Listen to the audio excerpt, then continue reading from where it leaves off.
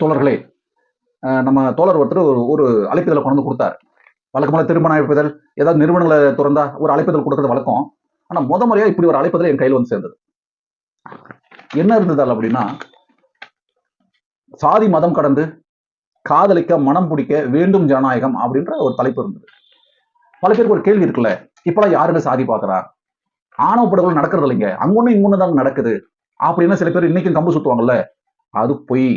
உண்மை நிலை என்ன அப்படின்னா, ஒவ்வொரு நாளும் இளவரசனை போல, சங்கரை போல, கோகுல்ராஜை போல, சமீபத்தில் நடந்த கவினை போல பல இடங்கள்ல பலாயிரம் இளவரசன்களும் பலாயிரம் கவின்களும் பலாயிரம் சங்கர்களும் தினம் தினம் படுகொலை செய்யப்படுகிறார்கள் அப்படிங்கிற சாட்சியத்தோட ஆதாரங்களோட ஒரு மாநாடு நடக்க போகுது மதுரையில தமுக்க மைதானத்துல.